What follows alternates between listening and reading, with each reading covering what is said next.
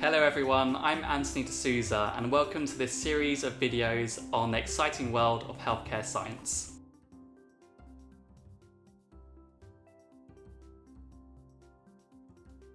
Hi, I'm Molly. I work at Greater Ormond Street Hospital as a respiratory physiologist. We perform a range of lung function tests, including patients with cystic fibrosis, as well as patients that have had lung transplants, as well as neuromuscular patients, and several other different patients and different patient groups. We carry out lung function tests, which are used for diagnostic purposes, as well as to assess treatment effects and to monitor the progression of certain diseases such as cystic fibrosis. I studied sciences at A-level and then I went to St George's University of London where I did the practitioner training programme. I had academic training as well as work-based placements at various different hospitals, including adults and paediatrics. And then I was offered the job here at GOSH in the lung function unit and have been there since. I'm starting a new role as a research respiratory physiologist in October. I will be performing a range of lung function tests on children that are recruited to a big cystic fibrosis trial. I'm really looking forward to exploring this new way of working as a physiologist. This is probably the most common lung function test. It looks at volumes of air over a function of time. It gives us information on airflow limitation as well as lung volumes, and it requires a specific technique. It can be performed as young as 3 years of age, but lots of techniques and coaching is required in order to achieve it at this young age. We use incentives and lots of encouragement, and it requires maximal patient cooperation for the test. I'll refer to Claire as she's our dummy patient in this scenario. So we bring Claire in first and go through ID checks. So we just check her date of birth, any other important information. We then check clinical information, so whether she's taken any inhalers and whether there's any contraindications to the test. Once that's all covered, we'll measure her height and weight, and then we're ready to perform spirometry. The patient should be seated with their feet flat on the floor, and they should be sat upright.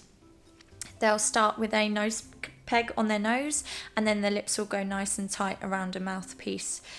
We'll ask them to breathe normally, and then we'll get them to take a big breath in until they're full, and then a hard, fast, sharp blow out until they're completely empty. And that's the full manoeuvre for the spirometry test. We use lots of games to encourage the patient to perform the technique correctly. One of the games is bowling. This basically involves a bowling ball that flies down the bowling alley to the 10 pins, and it basically does this when the patient blows out and performs the correct manoeuvre. Spirometry looks at the volume and flow of air that is blown out of the lungs, and basically we assume that it represents the airway calibre and tells us the mechanical properties of the lung. So often our patients don't just attend once, they have the spirometry tests several times throughout their care here at GOSH. So often their results are compared to previous results, and hence their disease is monitored. Claire is experiencing the multiple breath washout test. So this is a type of lung function test that uses normal breathing and can be performed across all ages of patients, from infancy to adulthood. Claire has a mouthpiece that she's put in her mouth nice and tightly, and she'll wear a nose peg. She'll be breathing normally. At the start, she'll be breathing normal room air, and then we'll switch her to breathing 100% oxygen. This is to wash out the nitrogen that's already resident in her lungs, and we'll be looking at how long this takes. We get lots of parameters from the test, but mainly what the multiple breath washout test tells us is how efficient gas mixes within the lung. The multiple breath washout test is really important in conditions like cystic fibrosis, as we want to have a look at how uniform the gas mixes within the lungs. Multiple breath washout can be performed across all ages, and this is because it requires tidal breathing, which means normal relaxed breathing. We use lots of different videos, and YouTube is a really good one.